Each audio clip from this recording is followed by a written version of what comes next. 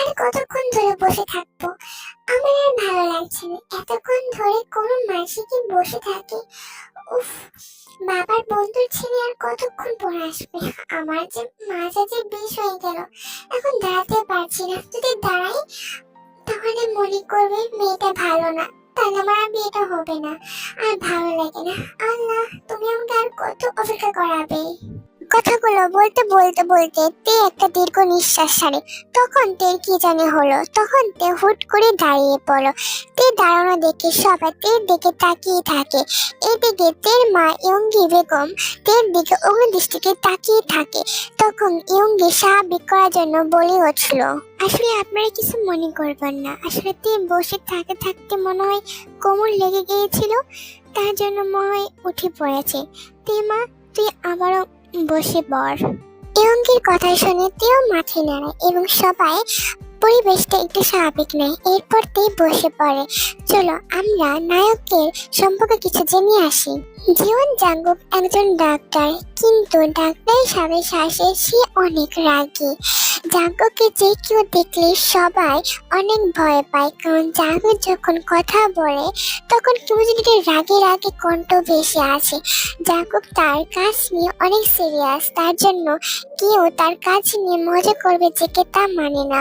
জাঙ্গুক অনেক শত্রু আছে, কিন্তু জাঙ্গুক একাই 100, কারণ জাঙ্গুক তার এক হাত দিয়ে সবাইকে একবারে পিটিয়ে মেরে ফেলে।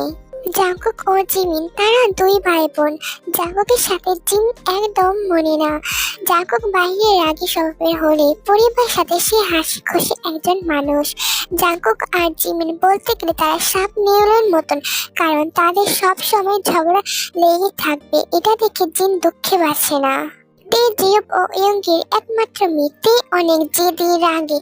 তে এবার ইন্টার সেকেন্ড ইয়ারে পড়ে। তে পড়াশোনা মন নেই, কারণ তে পড়াশোনা করতে একদম ভালো লাগে না। পড়াশোনা করতে গেলে তার অনেক বমি পায়, তার জন্য সে বাবাকে প্রতি বিয়ে ব্যবস্থা করতে বলেছে। আরিমও তার মেয়ের খুশির জন্য সবকিছু করতে পারে, তার জন্য আরিম চাকরির হাতে তের বিয়ে ঠিক করেছে। কতটা পড়া চড়তে আরিম ও যে হোক, তারা ছোটবেলা থেকে বন্ধুত্ব, তাদের বন্ধুত্ব মজবুত করার জন্য তারা তেকুকে বিয়ে দিয়ে যাচ্ছে। এতে দুই পরিবারে খুশি। অন্যদিকে জিমি সমান তালে জাঙ্কুককে ফোন দিতে যাচ্ছে, কিন্তু জাঙ্কুকও এখনো ফোন ধরছেন। এটা দিকে জিমি দীর্ঘ নিঃশ্বাস ছাড়ে।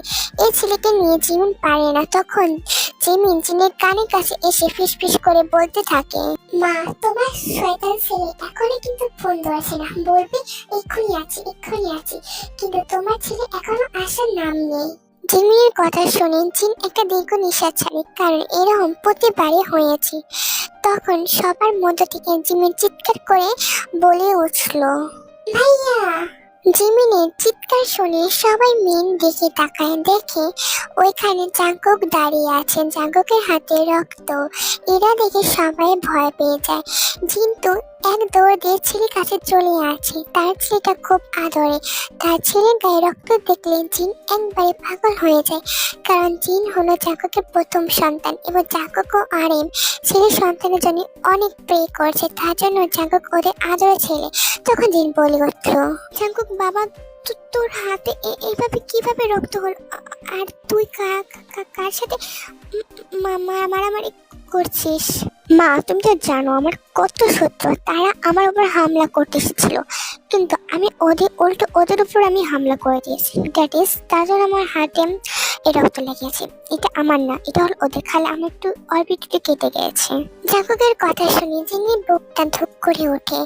তখন আরিম সোফা থেকে ওঠে, জাঙ্কুক ও জিনের পাশে এসে দাঁড়ায় এবং জাঙ্কুকের উদ্দেশ্যে বলতে লাগলো, যে কি তোমার কি সেন্স বলতে কিচ্ছু নাই? তুমি এই দিনে তাও মারপিট করবা? অন্তত তুমি এই দিনটা বাদ দিতে পারলা, তা না তুমি এই দিনও মারপিট করলা। উফ, কি করবো তোমাকে আমি নিয়ে। ও বাবা, জাঙ্কুক নিজে থেকে কোনো ঝামেলা করে না, কোন থেকে উটকো ঝামেলা এসে পড়েছে, তার জন্য আমি ঠাট্টা মেরে ঠান্ডা করে দিয়েছি। জাস্ট সিম্পল, এতে আমার কোনো দোষ নেই রে। সো এসব নিয়ে তুমি আর কোনো কথা বলো না। তাই বলে তুই আবার এসব করবি? আহা আরিম, এত রিয়াক্ট করছিস কেন? বাদ দে না। ঝামেলা এসেছে জাঙ্কুক ওদেরকে মিটমাট করে দিয়েছে, যে সিম্পল। তুই এত কেন যে ঝামেলা করছিস, তাই চুপচুপ থাক। আর জাঙ্কুক তুমি আসো, ভিতরে চলো আমার সাথে তুমি। জি আঙ্কেল, চলেন ভিতরে। জিওপির কথা শুনে সবাই একসাথে ডাকরুমে চলে আসে এবং জাঙ্কুক সবার পাশে দাঁড়িয়ে পড়ে। তখন জিহোপ তের উদ্দেশ্যে বলতে লাগলো, তেমা, তুই জাঙ্কুককে তোর রুমে নিয়ে যা, আর জাঙ্কুকের হাতে যেখানে কেটে গিয়েছে ওখানে তুই ড্রেসিং করে দে, তো অনেক রক্ত পড়ছে। যা মা, তুই তাতে ওকে নিয়ে যা, তারপরে মানে জাঙ্কুকের ড্রেসিং হয়ে গেলে তারপর নিচে আসিস, তারপর আমরা কথা বলবো। জি আব্বু, আমি যাচ্ছি। এই কথাটা বলে তে সিঁড়ি বেয়ে নিজের রুমে চলে গেল এবং তের পিছনে পিছনে জাঙ্কুক চলে গেল। জাঙ্কুক কখনো তেকে দেখে না এবং তেও কখনো জাঙ্কুককে দেখে না।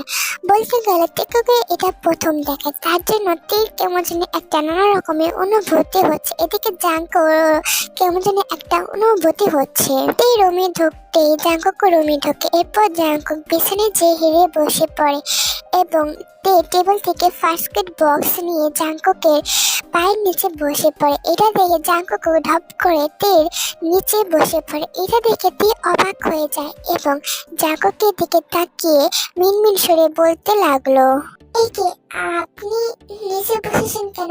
উপরে বসুন। আমার বউ যার যেহেতু নিচে বসেছে সেহেতু তার জামাই তো নিচে বসতে হবে, এটা তো স্বাভাবিক। জাঙ্কুকের কথা শুনে তে মাথা উঁচু করে জাঙ্কুককে দিকে তাকায়।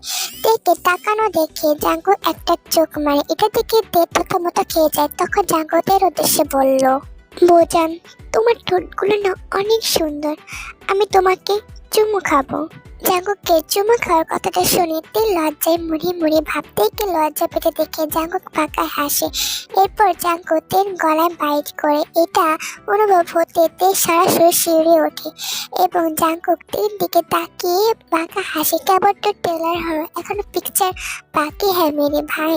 তখন জাঙ্কুক তের দিকে তাকিয়ে থাকে এবং তের দিকে তাকিয়ে বলতে লাগলো, এখন তো কোনো কিছু করে নেই সোনা, তার আগে তুমি এত কাবাকাবি করেছো, নট ব্যাড। আমার কোনো কাবাকাবি কিন্তু একদমই ভালো লাগে না। জাঙ্কুকে এমন বেহার কথা শুনি তে তো এবার শেষ। এই কাকে দেখছে প্রথম দেখে মানুষ এতটা রোমান্টিক হতে পারে সেটা জাঙ্কুকে দেখে তে কখনো বুঝতে পারলো না। তে কি বলবে, তে তো কোনো কিছুই বলতে পারছে না। বউজান, আমি হলাম তোমার মাসুর জামাই, বুঝছো? যেহেতু আমি মাসুর জামাই সেটা এত মাসুর তো করতে হবে, তাই না সোনা? জাঙ্কুকের কথা শুনি তে তো এবার তো লজ্জা শেষ। তখন জাঙ্কুক তার মুখটা গম্ভীর করে ফেলে এবং তের উদ্দেশ্যে বলতে লাগলো, এনিওয়ে, আমি তোমাকে কয়েকটা প্রশ্ন করব। আমি যে কথা প্রশ্ন করব সে প্রশ্নটা তুমি ঠিকঠাক উত্তর দেবে। যদি ঠিকঠাক না উত্তর দাও তাহলে তুমি তোমার খবর আছে কিন্তু তে। জি বলুন, আমি আপনাকে ঠিকঠাকই উত্তর দেব। ফার্স্ট প্রশ্ন, তোমার কি বিএফ আছে? না, আমার কোনো বিএফ নাই। প্রথম থেকে তুমি এখন তৈরি কতটা মোট প্রপোজাল পেয়েছো তা তুমি ঠিকঠাক প্রশ্ন দেবা, এটাই আমার শেষ কথা। জি, আমি অনেকগুলো প্রপোজ পেয়েছি, ধরতে গেলে ওগুলো কোনো হিসাব নেই। ব্যাস, এই কয়েকটা বাক্য শুনে জাঙ্কুক রেগে যায় এবং জাঙ্কুক থেকে কোলে তুলে নিয়ে বিছানায় ফেলে দেয়। এটা দেখে তে বলে উঠল, আপনি কি কি করছেন? তের কথাটা জাঙ্কুক কোনো উত্তর দেয় না। জাঙ্কুক তের উপরে উঠে পড়ে এবং তের লিপসে তার লিপস ডুবিয়ে দেয় এবং ডিম ভাবে কিস করতে থাকে। এদিকে তে প্রথম পুরুষের ছোঁয়া পেয়ে তের মনটা ছটপট করে ওঠে। যখন তে বুঝতে পারলো কি হচ্ছে তখন তে ছাড়ানোর চেষ্টা করলো।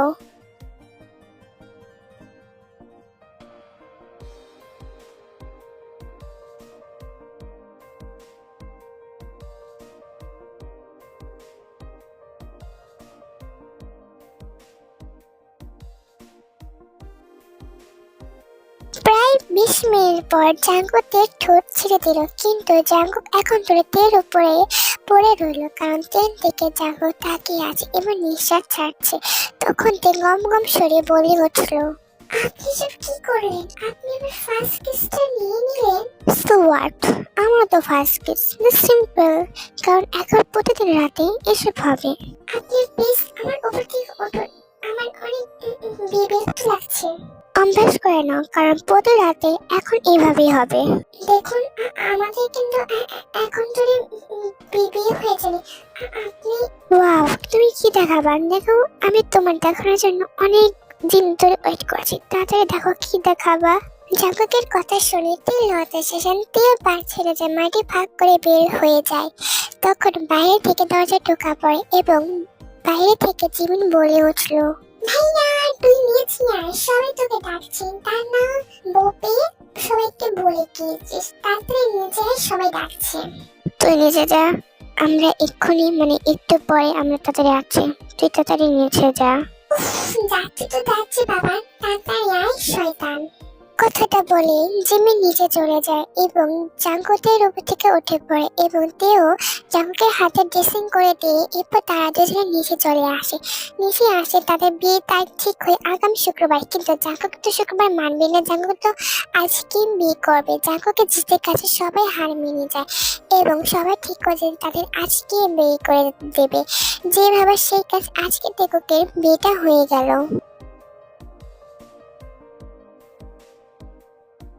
বাসর ঘরে বসে আছে, কিন্তু জাঙ্গুকের আসার কোনো নাম নেই। তাই তে ঠিক করলো যে তার এই বাড়ির লেহেঙ্গা গড়ে সবকিছু খুলে ফেলবে, যেই বাবা সেই কাজ। এই লেহেঙ্গা করে একটা কালো শাড়ি পরে নিল। তখনই হুট করে জাঙ্গুক দরজা খুলে বেরিয়ে আসলো। জাঙ্গুককে দেখে তেল হতে শেষ। তখন জাঙ্গুক তেকে পাত্তা না দিয়ে টি শার্ট নিয়ে ওয়াশরুমে চলে গেল। এটা দেখে তে অবাক, হুট করে জাঙ্গুকের আবার কি হলো। কিছুক্ষণ পর ওয়াশরুম থেকে বের হয়েছে। জাঙ্কুকে দেখে তে তো তাড়াতাড়ি করে পেছনে ঘুরে পড়ে, কারণ জাঙ্কু শুধু একটা তোয়ালে পরে এসেছে আর কোনো কিছু পরে আসেনি। জাঙ্কুকে গায়ে কোনো টি শার্ট নেই। এটা দেখে তে তো লজ্জায় শেষ। জাঙ্কু ঠিক এভাবে দেখে জাঙ্কুক বলে উঠলো, কি হলো, ওদিকে তুমি ঘুরে তাকিয়ে আছো কেন? আমার দিকে তাকাও। কি আমি কি দেখতে কি খারাপ নাকি? না মানে আসলে আপনি দেখতে খারাপ না, কিন্তু আপনি দয়া করে তাড়াতাড়ি টি-শার্ট আর প্যান্টটা পরে নিন। ওহো, এর জন্য এত কিছু, কিন্তু কিছুক্ষণ পর তো আমার এই তাহলে থাকবে না আর তোমার ওই শাড়িও থাকবে না। আপনি দয়া করে একটু চুপ করুন, আমার অনেক লজ্জা করছে। আপনি কেন আমার কথাগুলো বুঝতে পারছেন না? তের কথাগুলো শুনে জাঙ্কুক কোনো উত্তর দেয় না। এরপর জাঙ্কুক থেকে কোলে টোরে নিয়ে বেডে চলে আসে এবং জাঙ্কুক থেকে বেডে ধাক্কা দিয়ে ফেলে দেয় এবং তার উপরে উঠে পড়ে এবং তেকে গভীরভাবে কিস করতে থাকে এবং তেও আর জাঙ্কুকের সাথে কিছু তাল মিলাতে থাকে।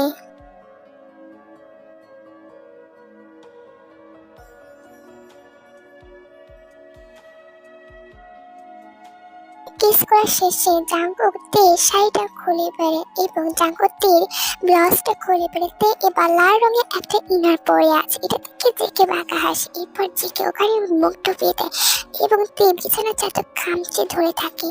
এরপর জাঙ্কুক তে পেটে কোট ও ইনারটা খুলে ফেলে দেয় এবং জাঙ্কুক তার তাওয়ালেটা খুলে ফেলে দেয়। জাঙ্কুকের অ্যানাকন্ডা দেখে তে তো একবারে শেষ হয়ে যাচ্ছে।